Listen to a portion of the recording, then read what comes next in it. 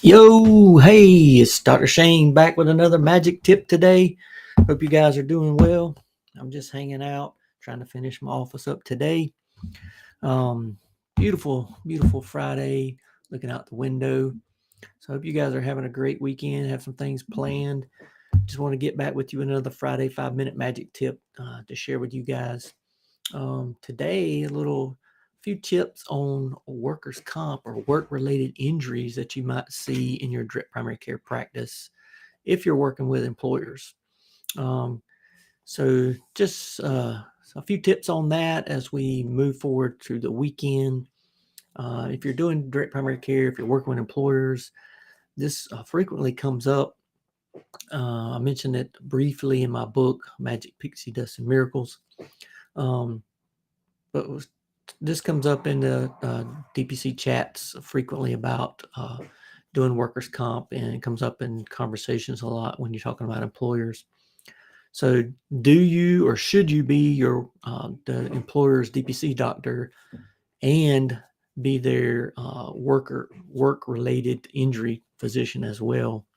So that there's pros and cons of that. Certainly, if you're the DPC doctor and you do some of the workers' comp injury stuff for the employer, you can really save them a lot of time and hassle and money. So it can be quite beneficial for employees and for the employer. So from a positive standpoint, it can be really helpful if you're their primary care physician. You know what's going on. You know their medicine. You know their history. If you can take care of ankle sprains, back sprains, simple scrapes, bruises. There's a lot of simple stuff you can do. That sort of makes sense. The drawbacks can be kind of painful. Things you maybe have not thought about.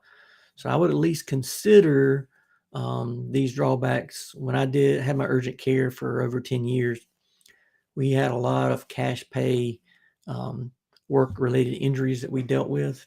And sometimes they would try to come back and to bite us in the butt because we'd see them for a few visits and then the employer would want all that turned over to workers' comp. So they wanted to go back in time and start from the beginning, file claims and do insurance paperwork and all kind of stuff, which was a nightmare. And we just couldn't do that. So the basics of the work-related injury, you need to, number one, make sure they don't have a serious injury or what they call a reportable injury or recordable injury by OSHA standards. There's a lot of simple things you can do for minor injuries and make it where it's not reportable. So a larger employer, if you have hundreds of employees, if there's an injury, if it's minor, there's something that they don't really have to report. But if it's a major injury that requires high level sutures or x-rays or procedures, those are reportable and they have to be notified. So think about that, and you may want to brush up on what's reportable and what's not, and what kind of treatments you can do that keep it where it's not reportable. Other drawbacks is if they have an injury, let's say they sprain their back or hurt their back, and you're doing some things, and it's been 6 weeks and they're no better. Now they need physical therapy. They need to see a back specialist. An employer wants to start filing claims, trying to go back in time. Like, hey, I want all the notes from previous.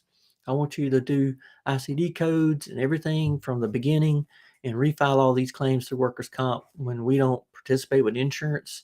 That's a big, big hassle. So you don't want to fall into that trap of getting right back into doing insurance claims that are workers' comp related. Also think about time issues. Workers' comp injuries can happen anytime. So how are you going to handle, after hours issues, but also during business hours? How are you going to accommodate those people? It's kind of like an urgent care. They're just going to walk in. They're just going to come because, I hurt my back, sprained my ankle. They need to be seen, in a certain time period. So are you just going to basically let those people come and wait until you can see them? So how are you going to work out your schedule and time schedule if you have 5 patients booked in your DPC clinic, but there's 2 injuries that you got to deal with? So you got to figure out the time schedule And then referrals, if you need to do referrals down the road, how's that going to work out with workers' comp, with the insurance? Can you do the referrals? A lot of workers' comp companies want their patients to see specific physicians that they're in network with. So it may not work out for you to do that. So you need to have a discussion with your employer. They would probably want to talk with their, if it's a large employer, like hundreds and hundreds of employees, they may want to talk with their insurance company and their legal advisor to see if legally they want to have a DPC physician and that physician to be there to take care of the work injuries too. Sometimes they don't want to do that. They want to have that separated out. So think about that. Talk with employer. It could be super beneficial. So it could be really helpful for the employer. The DPC docs get to save employers a lot of time and money, and even employees a lot of time and money, try to get them better. But there can be pitfalls that come down the road. So you got to really work through those and maybe set some boundaries if you're going to do it. So I hope this is helpful. You can email me, DrShane at DPCmagic.com, DrShane at DPCmagic.com. I'll post it up here for you so you can see that website in the email. You can find my book at dpcmagic.com. That's dpcmagic.com. Or on Amazon, you can find Pixie Dust Miracle, Magic Pixie Dust and Miracles, where we talk about employers in DPC. You can email me, hit me up for questions, comments. If you need some coaching, counseling, anything we can help you with as far as DPC employers and hiring physicians to work in your clinic. We do a lot of that help too. So hope to see you guys pretty soon. I got the DPC Summit coming up in a few weeks and hope to see you guys there. I should have some books there with me.